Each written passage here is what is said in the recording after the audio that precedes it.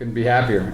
We had some tough spots that we put ourselves in at times, but we came up with obviously a couple of big stops there towards the end of the football game, and really happy and proud of how all of our guys performed today. I thought it was a tough game, but they kept on coming after it time and time again, and really proud of our players and our coaching staff and what they did here today. AJ, kind of just picking up where we were, you guys come up with a big goal line stand, but then you have to go back out there again on defense. They get the ball with about 2:20 left. What was the message going out on the field, just needing to come up with another stop to win? We've kind of been in that situation before where we've kind of had to come up with big plays, and we got a good offense, and they ran the clock down a bit. So going out there, we just want to get some pressure on the quarterback, make him make quick decisions, and it ended up working out for us. How about Coach? You come up with the goal line stand there. What was going through your mind when there was a little bit of a delay? Well, we came up with the goal line stand. What was going through my mind is that we're on the 1-inch yard line right now offensively, and that's obviously a scary place to be. And we did. We ended up throwing a fade to Bish. Tyler put the ball on the money, and Brendan came down with it, and that gave us some breathing room, which ended up being real important. Quite frankly, I would have liked to have been able to run out the clock at that point in the game. Credit to them for not allowing us to do that. I figured once we were on the 1-inch line, we needed to get some space there. So that was a big play we had. Tyler, it seemed like in the first quarter, you guys had a fumble and a few other, just a little bit of a slow start. But then late in the first half, then into the second half, it seemed like you guys started really clicking, especially with Emile too. What just started to go well at that point? I think we got a pretty solid flow of the game, flow of the team we were playing against, and just how I put our game plan fully together and for it to click and just pass the ball a little bit more and open it up, and it worked out pretty well. For you, Emile, what made today the day it was? Why was it different, do you think? It's not really any different. We always have, plays that, get our receivers open. It's just the ball happened to find me today, and if my number's called, got to do what I got to do for the team and make things happen. Coach, the two of you, what's clicked the last 2 weeks? And obviously, Brendan's been, seen your go-to guy, but what's happened with you two guys the last 2 weeks?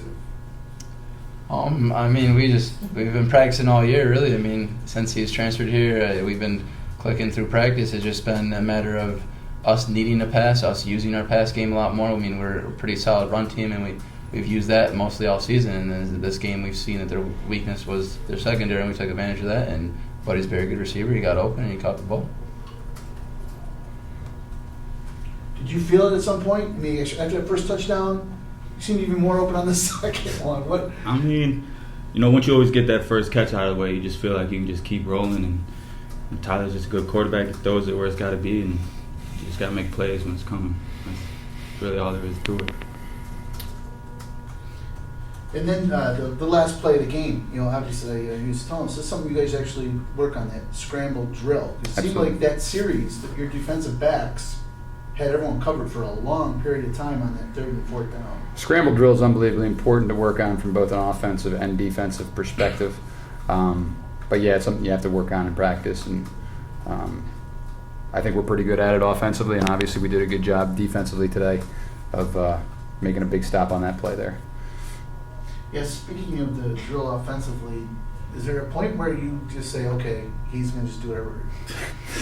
Yeah, it's when the ball snapped. That's when we say just do whatever you want.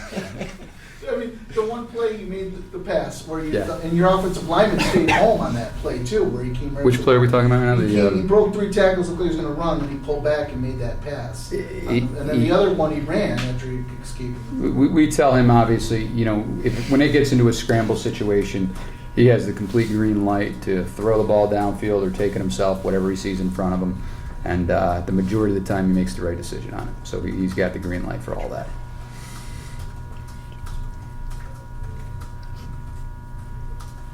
I feel like your defense was really what got you going in this one. he had to fumble at the 1 yard line and come back the next play and got a safety. Yeah, that was a big play there, because we started to drive the ball. We had that good drive in the first, on the second series of the game, I think it was. We get down to the 1 yard line. We put the ball on the ground. We've been great with not having turnovers offensively. And that one obviously hurt us. Defense coming back with a safety there. That provided a spark. And then after that, I feel like really for the remainder of the game, we were in a flow offensively. And they had a couple stops on us, but that being said, we were, for the most part, moving the chains and doing what we needed to do. Coach, I know you're preparing each week, obviously, for this season, but has it hit you at all what's happening here in Alfred? Not really, to be totally honest. And I've talked to these guys about it, and my major goal is that we maintain our focus.